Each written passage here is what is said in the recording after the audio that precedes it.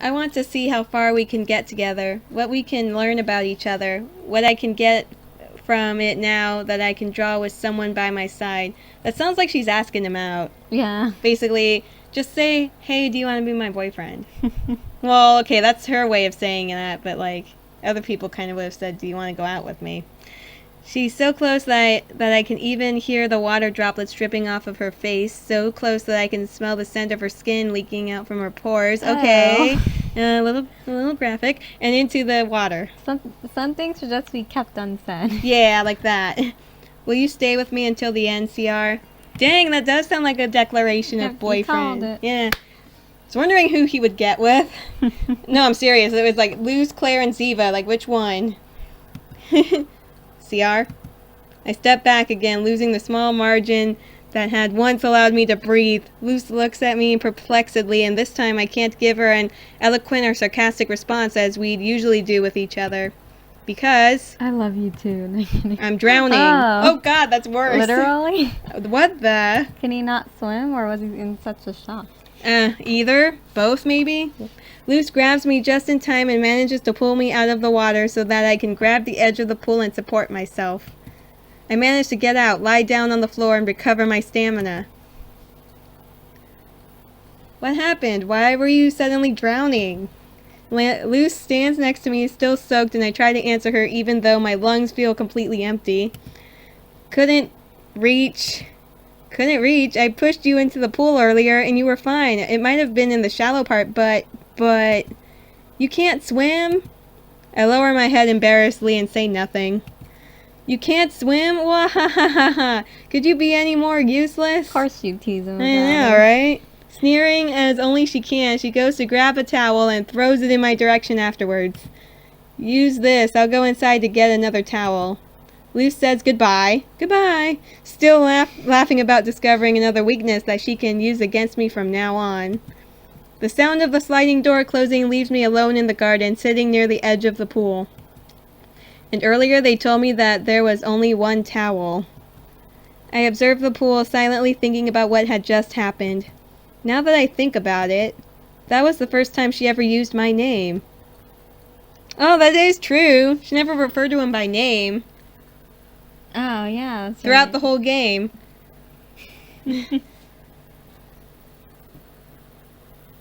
Leaving already. Oh, that's you. Dang it, that's you. I got caught up in the moment from earlier. I forgot to ask him.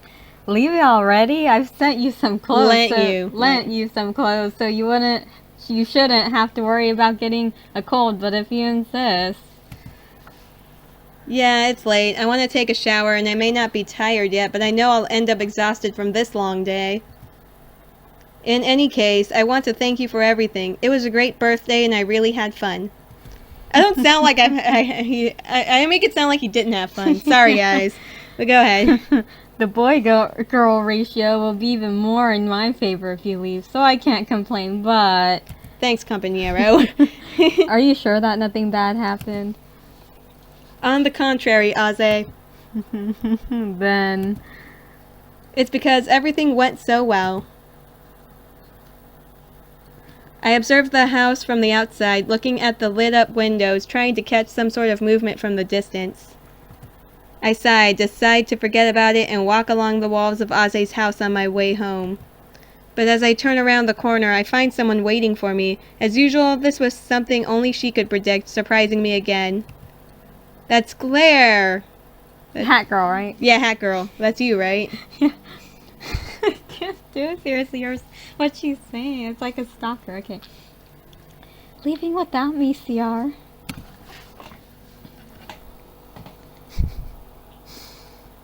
The uphill walk through the narrow streets of our old town is filled with silence. The road languishes under the bronze streetlights. No noise is abound except that from our own footsteps, creating a uniquely peaceful yet disturbingly calm atmosphere. The norm up until now was for me to listen to Claire talk nonstop about whatever would come to her mind in that instant, but now she's completely quiet, a behavior that she has been appropriating since my birthday party first started. I already knew that in front of other people she wouldn't act shy and vulnerable, but that has always ended as soon as we're alone together. In its place, she makes fleeting yet eye contact, then immediately hides under her hat. Oh, what's wrong? Is there something wrong with my face? No, it's not like that. I'm just very happy. Did something happen while I wasn't looking? I thought you were having a hard time because of your, social shyness. Honestly, I'm not the kind of girl who enjoys spending her time with other people. Your friends are great, but they're fun. And they're fun. That could also be a but. But I have to admit that I was starting to feel a bit overwhelmed. Even Deniz? I thought you already knew him from before. He's an exception. We were friends a long time ago, and we'd always meet in a certain place. But one day, something happened and we never met again.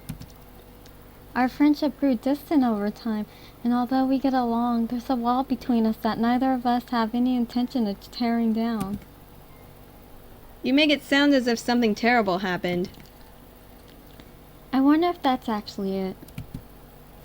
Claire makes it clear with her nostalgic tone and by lowering her head that she'd prefer not to keep talking about this topic. In its place, I changed the topic to what I hope will bring back out the Claire I know.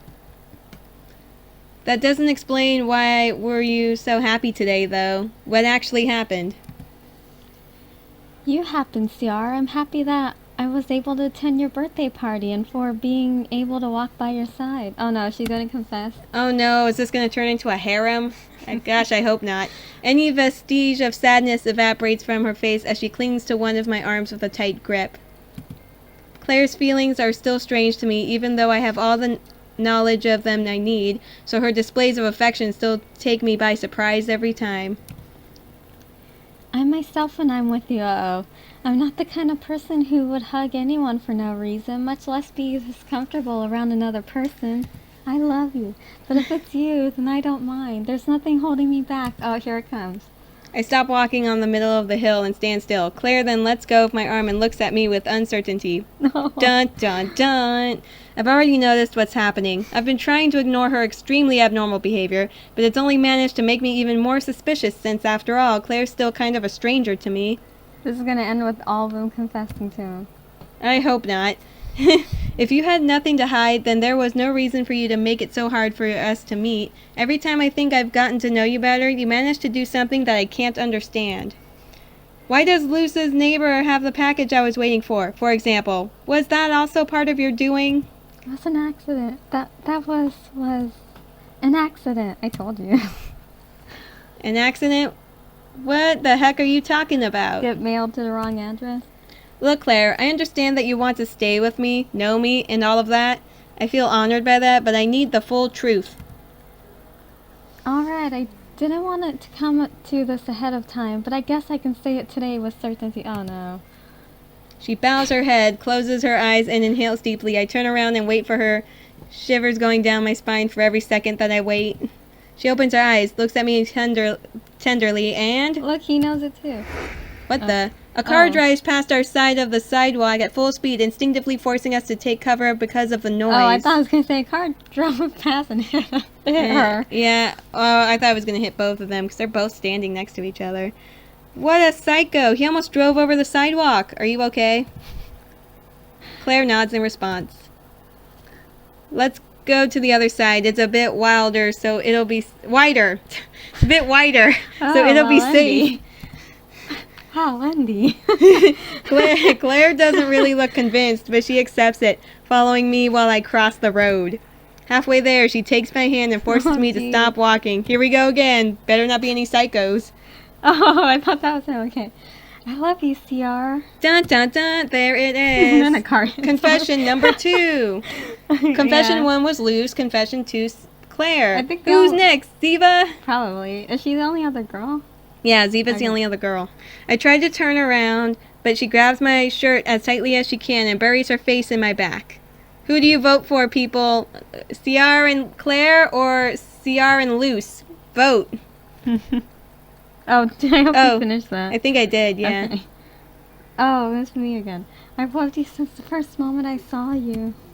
At first, I wasn't sure about it, so I became a stalker. I didn't want to be. I know, I had. But I have no more doubts. Today, I can say it fearlessly. I want to stay with you forever, Ciaran. Make me special, and for that reason, feel special, and for that reason, I can't let you leave me, no matter what the cost is. I'll fight the other lady. I hope not. She pulls on my shirt, shaking as if she fears that I'll disappear any second. Claire, no. Don't say anything. He just did. Do you love someone else? Her small arms intertwine beneath my chest, squeezing on me with all of her strength. She's making it hard for me to breathe, but that doesn't matter. Oh. That's you. I've told you a million times, right? After all, to me, the most important thing is for you to be truthful, but there are some truths that hurt more than others. Like Luce. I look at her and carefully hold her tiny hands, managing to dislodge them off of me little by little until I can turn I'm around. sorry, when I hear tiny hands, baby hands. Oh, you think of baby hands. Okay. Claire's hiding under her hat again, so to make eye contact, I kneel down, embracing her hands with mine. What can I do for you, Claire? What did I do to make you fall in love with me? I don't know what I could have done for this to happen. We don't get it either. There are things in this world that we know without facts or reason. We can only hope that they continue to being real for the rest of our lives. But I'm certain that in this case, not even time can tear my feelings away from you, from me, from her. I think it's from me, it said. I stand up, a guilty feeling suddenly welling up in my throat. Oh, geez. Claire hugs me once more, this time from the front, resting her head against my chest and listening to my quickened heartbeat. I bet he likes Luce. Yeah, or nobody. I was hoping I was hoping Luce, to be honest, because she's not as creepy. And they could be Luce and Ciaran could be good for each other. I don't know about Ciaran and Claire. That might be a train wreck waiting to happen. Ziva, I don't know about Ziva. Claire, are you there? You in our house? Neither of us say anything for at least 2 minutes. I remain deaf even to the chatter of a couple of pedestrians that pass us. It's the shine and softness of her hair interlaced between my fingers that grabs my attention like a treasure that I can't leave behind. The warmth of her clear skin, even just touching it through her clothes, makes my sense of touch react, struggling to understand the texture of her fragile figure.